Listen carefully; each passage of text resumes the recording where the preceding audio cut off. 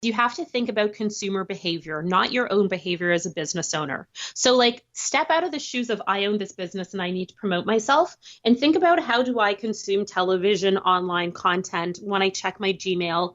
Like, am I clicking on ads? Am I going on to Facebook to see what they want to sell me today? Or am I going online because someone shared this article that was really interesting and I want to read it? That's my friend Lisa Simone Richards. Like me, Lisa also does public relations for clients, and she is amazing at leveraging that PR to turn it into profit. So I wanted to have Lisa on my show. We actually mastermind together once a week, and I invited her on to talk about doing PR on your PR, because there is such a misconception that people get, and they think they land one article in a place, or they land a TV gig somewhere else, or maybe it was a podcast, and they think that's it, it's all going to happen. And that is so not the case. So Lisa is here to tell me how we can do PR on our PR so we can see that publicity turn into profit. Ever wonder how some people seem to get a ton of media coverage and you don't? Welcome to Become a Media Maven, where TV reporter, host, and news contributor Christina Nicholson shares years of media experience to help you get the media attention you and your business deserve. And now, to help you master your media coverage, Christina Nicholson.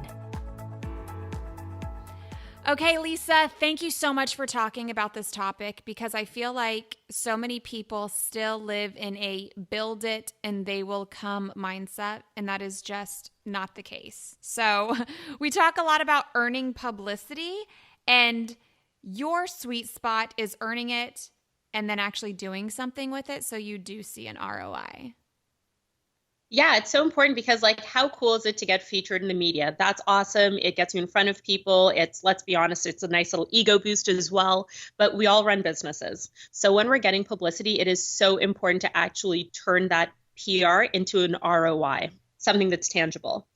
Okay, and do you know what I mean when I say people earn publicity and then they do nothing? Like, have you experienced this with clients? You know what? I have to say I'm so fortunate that that hasn't ever happened with my clients personally, but I heard one story a few weeks ago that just like gutted me, and I'm doing that like knife to the heart movement right now, where someone got on the cover of a magazine, some sort of fitness publication, and then that was it. They just left it there. Like, could you imagine sitting on newsstands for 30 days and having that kind of crazy exposure and not doing anything with it? That's so stupid.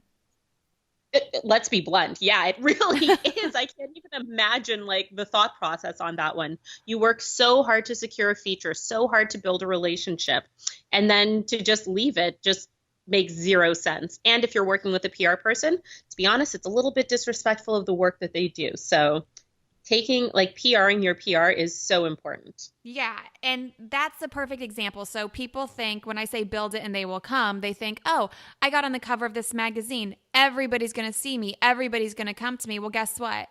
In a few weeks, that magazine is coming out with somebody else on the cover. That's one magazine of how many magazines that you're on the cover of.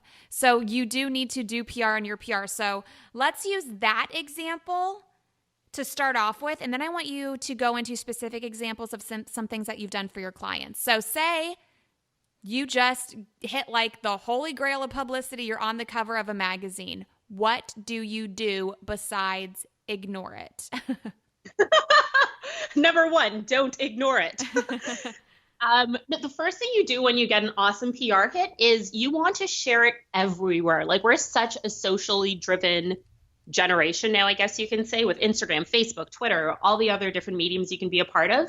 Make sure you're sharing your PR everywhere. And even more so than just, sharing it, actually be sure that you tag both the publication and the individual person who did create that feature for you, because that's your way of showing that you're sharing this content as well, and that you're really grateful for it, and that you're helping to bring more eyes to it. Because let's be real, magazines, let's say, for example, if you're on the cover of a print magazine, they have a job to sell advertising. And if you're helping to get your own PR further out there and get more people into the brand, you're also helping the public publication. So sharing it everywhere is definitely the first thing to do. Tagging the people who are involved in it, 100% the next thing to do. And it's another really, really great thing to do. I have 3 steps of profit from publicity, and this sort of goes into the second one. Leverage that one story for more media coverage. I think about when I worked with doctors Paulo and Marco De Chiantis, they're identical chiropractic twins. So what a fun little shtick is that to have. We got on, I'm trying to think which example, because we've done this so many times with them. So one example, this one I think you'll personally love, Christina, is that they were tapped by a magazine called Optimize to write a piece about selfie elbow. So we are literally taking so many selfies right now that we're literally screwing up our wrists and our elbows. That's a genius story idea. Can I just say? That's such a good pitch. It's very creative and very timely. Well, I brought Kim Kardashian into that story. That's why I figured you would totally appreciate it. That always works. Right? Mention any celebrity name in there and boom, you're able to bring in your expertise on a celebrity you've never talked about in your life. So we do this article for the magazine all about selfie elbow. And then wouldn't you know that a national news show calls us and they're like, we love that article. We'd actually love to do a segment on it in the morning. Can you guys be in studio for like 7 a.m.? So how cool is that one piece turned into another piece of media coverage? Another time, here's something that a lot of people may not know, and maybe you do know this because you have experience in the TV industry. I remember getting a call from a producer of a daytime television show here in Canada, and she said to me, I was just reading the latest issue of O Magazine, and they had this whole article about gadgets for aches and pains. I would love to do something like that on our TV show. Can you guys come in and do a segment on it? So people are media is getting ideas for stories from other sources of media as well. So if you get something in print, then go ahead and pimp it out for television or for radio or for other, even dailies. There's so many ways that you can leverage one piece of PR and turn it into like a really awesome snowball effect where you're getting featured on a ton of different platforms for the exact same story. And I love the idea of using media for other media. I can't tell you how many times I would go into the morning meeting at a TV station at 9:30, and we would go over 3 things in the morning. One was everything that happened overnight, and everything that's in the story list or everything that's on the calendar for that day, different things we've been pitched and whatnot. 2 was our story ideas that we would bring to the table and pitch. And the third thing was what everybody else was covering. So Channel 7 did this and we didn't do this. Channel 4 did this and we didn't do this. So how could we do this, but do it in a different way so it doesn't look like we're copying? Because this is the thing with the media. They always want to be first and they want to look like they're different. So if they can't do something first, then they don't want to look like they missed it. So they still want to cover it, but they'll want to cover it in a different way. So it's a genius idea to use the media to get more media. And like what you said, using something in print, it can also work on TV. You just need to add a visual to it. Or if it is on TV, you can do it in print, just maybe try a different angle. And you also touched on something that I want you to elaborate a little bit more on. You touched on a guest article. Now, this was not earned media. This was an article that your clients actually wrote, or it was written on their behalf, correct? No, so this is actually really cool, and I love to share this story as well. So same identical twins, this magazine had a section called Injury Clinic and their chiropractors. So based on the fact that they had this section, I hadn't seen them publish it for a little while. I reached out and was like, oh, we could cover this topic. Would you guys be interested in that? The magazine said yes to the pitch. We did such a good job writing that article, sending in visuals, getting it in early, making it writing it so well that they hardly had to do any editing. Wouldn't you know, the next month they were like, hey, would you guys like to write another article? Now, here's what's really cool. I haven't worked with the twins for about 2 years and they still have a monthly column in there. How awesome is that? Every month they get 2 or 3 pages in a magazine. They're writing the article. They don't get paid for it, but they're getting the exposure. That's amazing. And I wanted to touch on that for a couple of reasons. One, many times when you do start pitching yourself, and funny, I have this a lot with another medical client of mine, these journalists today are very overworked and underpaid. And that's one reason. Another reason is some of them really just don't want to do a whole lot of work, and they know you want the media exposure. So they'll say, okay, well, you write it and then we'll post it. We'll publish it. And I think there are many clients, I've had mentoring clients before where they say, well, I don't want to write for them. They should do the story on me. I don't want to work for free. And I'm like, no. This is not working for free. This is your opportunity to land coverage in another outlet that is a completely different audience that is perfect for you. So yes, it takes work, whether you write it or you hire somebody else to write something. This is something you should definitely take advantage of. And I feel like some people are a little turned off. And then another thing to keep in mind, A, you should do it, but B, when you're doing it, it can't be overly promotional, right? Okay, so can we talk about a little mindset shift? Because the second you said that, I cringed. So in my Facebook group sometime this week, whenever, you know how when you have a Facebook group, new members come in, I always ask them a question. So this week I was asking, if you could be featured in any one media outlet, what would it be? And someone was like, I want to get into the local newspaper because I have a bricks and mortar business. I'm going to email them and see if they want to interview me. And I was like, yeah, no, you're 100% not going to get a yes on that. Like, we need to take ourselves out of the picture and being so self-serving. I think a lot of people assume, I don't want to sound mean, but I'm just going to be honest. I always remember in my first week of PR school, one of the things that they told us that was so incredibly harsh, but so super true, is that nobody cares about you, your business, or your brand more than you do. That's just the honest truth. So when you're pitching an article, don't make it about you, because guess what? Nobody cares. Make it about how you can make a difference for the reader, for the viewer, for the listener. How are you actually focusing outward and contributing to something that's a part of a bigger picture? Because we are all very us centric and focused. Even if we look at our own daily habits when I go into the world, I don't just read random articles about people down the street. I don't care. I have enough going on in my life. But if you talk about something in a way that it makes sense to me and I see myself in that story or a benefit to me, then I'm going to pay attention. So it's really about getting out of this is all about me and everyone should care about me, because think about how many times do you do that for other people in a day? Not many, if at all. So it's all about how can you create content that's going to be valuable for the person consuming it on the other side. The media is not looking to just write about you. You can buy an advertisement for that. And that's actually something I heard you say that's actually become really a part of my own language as well. Well, and like what you're saying, I feel like we preach this over and over and over again. And people always come back with, yeah, but listen to my story. Yeah, but I have an amazing story. Like legit, every single business owner thinks that their story is so different and unique than everything else. And then they tell it to me.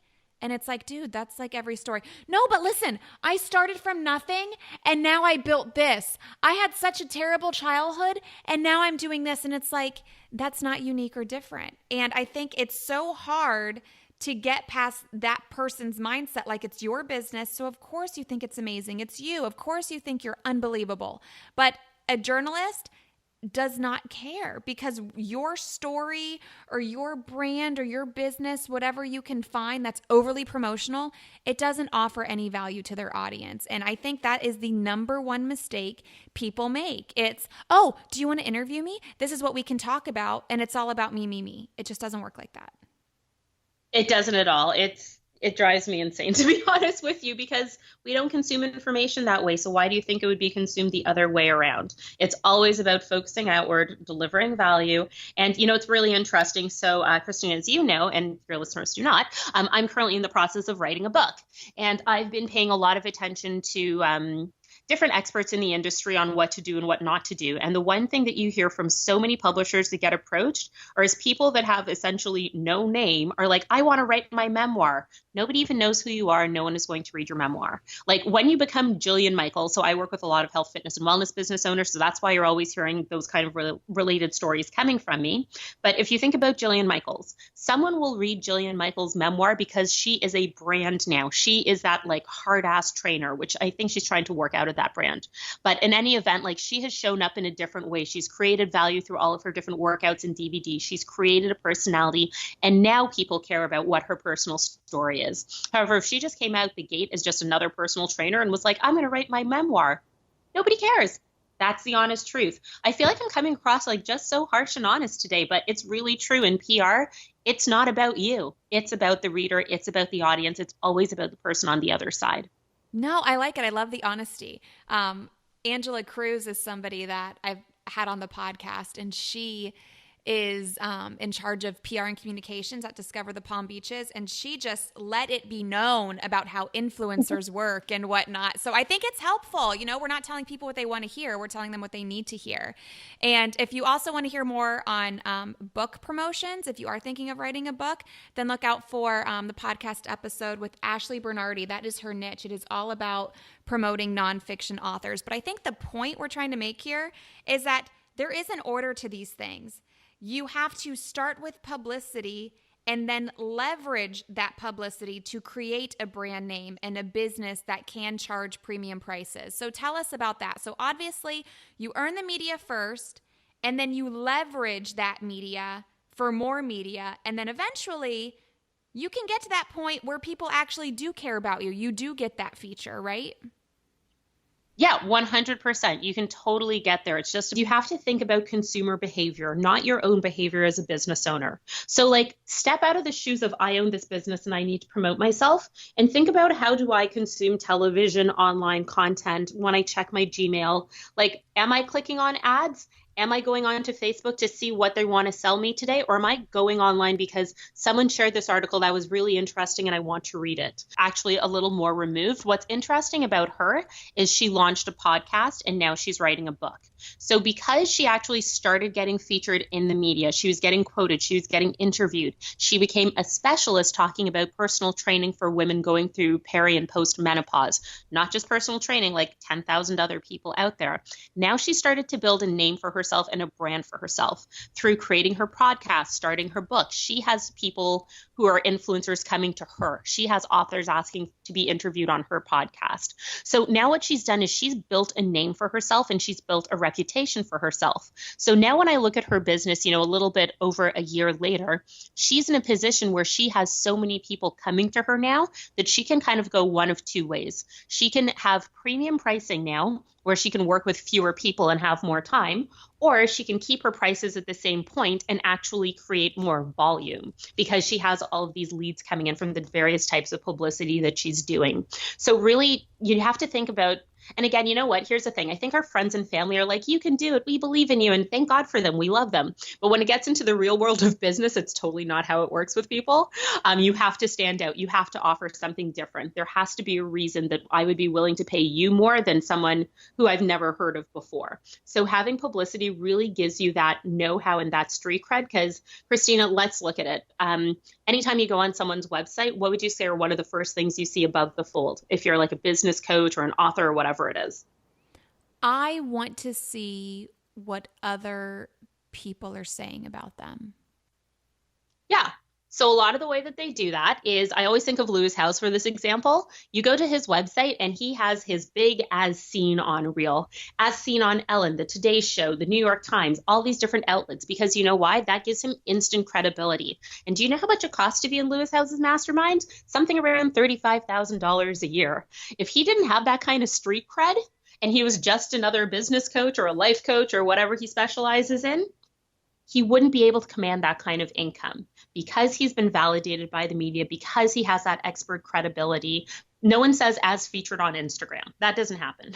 So when you start getting that kind of credibility and nod from the media, because they don't just feature nobodies, that's when you're in a position that now you can actually command a way higher ticket. And that makes so much sense because I'm thinking when I started investing in my business, and Lisa, you also invest in your business, we look at a variety of things because we're spending a lot of money on these business coaches and we want to make sure that they are legit.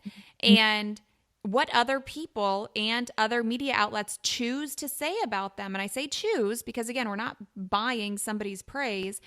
It makes a big difference. And you're totally right. I would never shell out tens of thousands of dollars for somebody who isn't known as an expert in their industry, who doesn't have other people saying this person is amazing and this is why. I find that where business owners struggle with this is they don't want to take the time to earn the media and to take the steps. First, I got to spend months and months earning it. Then after I earn it, I have to do PR on my PR. And then I have to do this. Like everybody today wants it fast. So when people want PR fast, what do you say to them? How's a political way to answer this? Politically Don't correct be way. politically correct. No. We don't do that here. Yeah, this isn't McDonald's. This isn't fast food. You have to, if you're just looking at the short term, you're being incredibly short-sighted and missing the longer picture of the game here. So if you're in business just to, make a dime this week and figure out how you're going to do it again next week, kudos to you. We're not going to be working together. However, if you're investing in your business and this is a long-term strategy, you need to play a longer game. So another client that I think about when I tell this story is Cassie Lambert. So Cassie and and this is honestly like a really honest truth. So Cassie was a private client of mine for 6 months, and we started going up the ladder of publicity, doing the smaller things, growing to the bigger ones. So, we got a few guest posts and podcasts in the beginning. She really wanted self. She really wanted shape. We were pitching for like 3 months, no bites, but she was just so tenacious. Like she would just keep going back with a new idea, going back with a new idea. And towards, month 6 now of us working together, and I'm like, oh my God, I really want to get this person results. She booked a story with self.com. They paid her to write that article, which wasn't the point, but hey, we'll take it. She also booked an article with menshealth.com. So Self went live on January 1st. Men's Health went live on January 2nd. By the end of the day on January 2nd, she 3x'd all of her January income from 2017. Like, is that worth taking a few months and some time to invest in? Because if it's not, then totally your call. But even when I think about almost a year later, she still gets emails from the editor itself saying, hey, Cassie, we'd love for you to write this article for us. So is it worth her taking 6 months of her time and making the financial and the time investment to learn how to build these relationships? Because now it's still paying off a year later. And she has those skills for life in her toolbox. So it really comes down to, are you playing a long game or a short game? And I think it's also important to mention that was an immediate result of the media that she earned. Most of what you're going to get, it's going to be long term. It usually doesn't happen overnight like that. So in addition to her 3xing her income that month, she was seeing an increase in income for years to come because of that major media hit. That was just the immediate outcome that she got. Totally. I chatted with her last week because, like I said, we haven't worked together for a good 6 months now, but I still love her to pieces and we still connect regularly. And that one article, because she has her Google Analytics with it, that one article from January 1st is still bringing her leads. It's still bringing her traffic. And I think this is also a message for people in the niche you work in, health, fitness, and wellness, that the beginning of January is probably the best time for you to be getting media exposure. So you should really be starting to pitch probably around the fall, because everybody's New Year's resolution, it's always to lose weight. It's always to get healthier. So I feel like that time of year is really good for people that you work with, right, Lisa? It totally is. And what's really fun is a little tip that I would love to share is to actually consider going against the grain. Because when I think about the fitness industry, how many trainers, how many fitness companies are pitching lose weight, try this workout, whatever. A few years ago, this is, excuse me, probably about 6 years ago when I was working with Canada's largest women's only boot camp company, I was like, guys, for New Year's, screw it. Let's do the exact opposite of what everyone says. Let's do a pitch on why you should break up with your gym on January 1st. And that one went gangbusters. So many TV stations covered it. So many newspapers covered it because it was just the polar opposite of what everyone else was saying. So it was actually really fun to take that idea and flip it on top of its head so we could do something different that actually made us stand out as opposed to sounding like everybody else. Tell us what the story was. What was the angle for that one? I have to remember what the story was on this one. So we talked about breaking up with your gym because we kind of positioned it similar to being in a relationship. You know, gyms, they want you long term. They want you for that 1-year contract. Why not do something more fluid and flexible and make it about you and what you want to do and try new things all the time, as opposed to just being stuck with this one person for the rest of the year. So, you know, maybe we could have pulled that for Valentine's Day too, now that I think about it. But yeah, we just kind of just juxtapositioned it with being in a relationship and doing the complete opposite, and how much more fun you could have if you were doing something that only required a 4-week commitment from you, because then you could actually try a whole bunch of different things, as opposed to just running on the treadmill all the time, which we all know the gym is packed for January, maybe a little bit of February, and in March it's just as empty as it was for the rest of the year.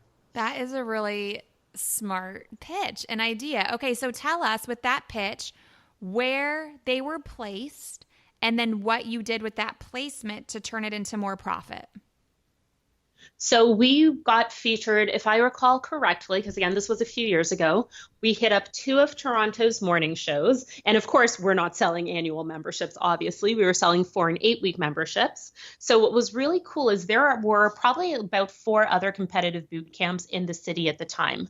And we were always 110% sold out consistently. And the other ones were about 50% sold out. So it was really cool to see that you could get a boot camp company from any one of 5 companies, or sorry, you could get a boot camp workout from any one of 5 companies, but we were the one that everybody wanted to join because we were the hot one. We were the one showing up in magazines, newspapers, television. Like there was just so much buzz around us that it left the competition dry. And because we were always oversold, that led us to have to open up more locations. So we grew over 4 years. We went from 30 to 100 locations across the company. We didn't even, so actually we were talking earlier about how we kept our prices the same. We didn't increase them, but we were able to scale and create more locations so we could serve a higher volume. Okay, I like that. So with the first example, it sounds like she increased her prices and worked with fewer people so she had more time. And then with the second example, they just opened up more locations, same costs, but more people in different places, another way to increase your revenue. Exactly. And those stories are still online today. Like the company actually no longer exists, but those stories are still Googleable today. And there's a place for Facebook ads. Let me totally say that. But when I think about people investing so much time and money in Facebook ads, it's like once your budget runs out, that stops being seen. No one's looking at it anymore. And it's not like you've been endorsed by anybody. So why not put it to better use, get the PR exposure, get the media coverage that's going to live on the internet forever. And you will have that endorsement and you will have that exposure. It's just a great way to be able to get what I call the 3 I's: more influence, more impact, and of course, more income. Yeah, that's genius. And it sounds like I had a conversation with a potential client a few months ago. And I said, okay, well, what's bringing you leads? And they said, oh, Google ads. Google ads, that's what gives us everything. And I said, okay, but did you know that about 80% of people ignore Google ads and they go straight to organic? And they're like, oh yeah, but Google ads work for us. And I said, well, have you thought of putting more effort into organic SEO? So you're actually showing up and you're hitting up 80% of people instead of 20%.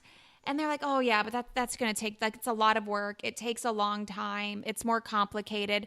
It's so much easier just to throw money at something and pay for it. Yes, it is easier, but you have to think long term, like we've been saying. And again, I think this goes back to the mentality, like, I want what I want when I want it, and I want it now. And I think the best strategy is to mix a little bit of everything, a little paid, a little organic, a little earned. But at the end of the day, where you're going to get the biggest bang for your buck, and I don't say bang for your buck because, as you know, earned media doesn't cost anything.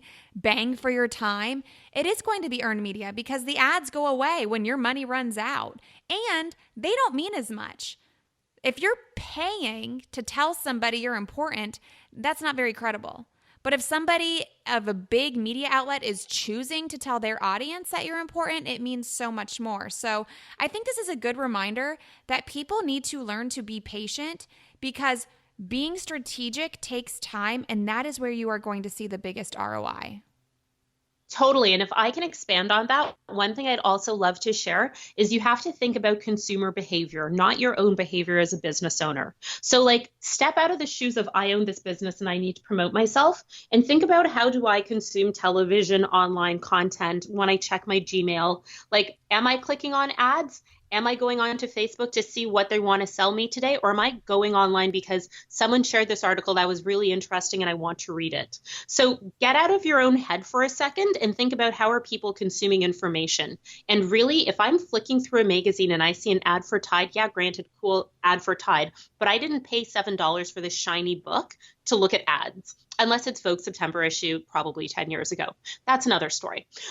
We're buying things because we want to read the content. We watch television because we want to see the story. We go onto different websites because we're interested in reading the articles. We don't log on online to see what ads are being served up to us today. So once you kind of take yourself out of those shoes and think about how consumers actually behave, and even look at how you behave as a consumer, that really opens your eyes up to, maybe that isn't the most effective way for me to invest my time and money. It works, but given that I log on to these websites to read content, how can I become the content that people are interested in reading about, as opposed to a big pop-up ad that's annoying that someone's going to scroll past for the most part? You use September's Vogue as an example of when people pay attention to ads, and I use the Super Bowl. I say, when did you last care about watching a commercial unless it was the Super Bowl? And you know what? I don't even watch. Well, you know this about me. I don't watch the Super Bowl. I could care less about the ads. Okay, so first step is earning publicity, but you can't just earn it and leave it. You need to share that PR media hit everywhere. You need to do PR on your PR people. And when you're doing that, tag the publication and the person who created the media for you, because they want to reach more people. When they see you are helping them, they're going to thank you by coming back to you for even more publicity. And then you can leverage that story for more media coverage just by sharing and letting everybody know, because people want to surround themselves with successful people. So even if it's just somebody who's maybe not in the media, but it's another influencer, whether they be in your space or not, if they see you're in all of these different places at all of these different times, they're going to want to work with you. And then you can charge more people the same price, or you can charge a higher price to work with less people and get a little bit more time. So Lisa, is there anything else that you want to add on this topic of turning publicity into profit? I think you actually just did a really awesome synopsis right there. The three things: PR your PR, leverage it for more PR, and then actually move into premium pricing. Because again, another analogy I can use, if we go to the grocery store, there's that yellow no-name label that probably does the same job. And then there's a premium brand name label, like, going with a Tide example. They just charge more because they're a better known brand. They do the exact same function as the cheap one. So why not position yourself to be that premium content, that premium service or business provider? I mean, we could talk about handbags in this, right? Like, it's just your brand. It's just your brand and how you position yourself. I mean, you could go and buy a bag at Target. That's amazing, for $30. Or you could go to Louis Vuitton and buy a bag for $3,000. And the difference, it may be a little quality, but honestly, it's just how the brand has positioned themselves. 100%. I'll tell you, I have a few Louis Vuitton bags and a lot of them have died. The bag could carry things just as well in a burlap sack. Exactly. Okay, Lisa, if people want to know more about you and your book that is coming out, tell us how we can find you. Yeah, so everything about me is available online at lisasimonerichards.com. And in the coming months or weeks, you will see more information about the upcoming book there. So I'm going to get back into writing that today. Awesome. Okay, thank you so much, Lisa. You have been a terrific wealth of information. So everybody listening, this is your reminder to not go after the quick fix and pay for ads. This is your reminder to actually take time to be strategic, earn media, and then share the media with everybody, because it will turn into more media. Thank you so much, Lisa. Thanks, Christina. I always love chatting with you, and I hope everyone listening got a lot out of today's conversation. How amazing is Lisa? So like she said, all of that publicity is great, but if you are not turning it into profit, what is the point? If you want to start pitching yourself, getting publicity, and seeing that profit, then I want you to get on the waiting list for my new 3-video mini class called Pitch, Profit, Publicity. And you can do that at MediaMavenandMore.com/publicity. There is something there in the meantime to keep you busy, but I will be rolling those videos out very soon, and I want to see you in that mini class. So please head to MediaMavenandMore.com/publicity to get in there. And if you are liking this brand new podcast, then please let me know by subscribing and by leaving a review. Please give me as many stars as you can and leave me a review because I do read each and every one. So I hope to see you in the next episode next week.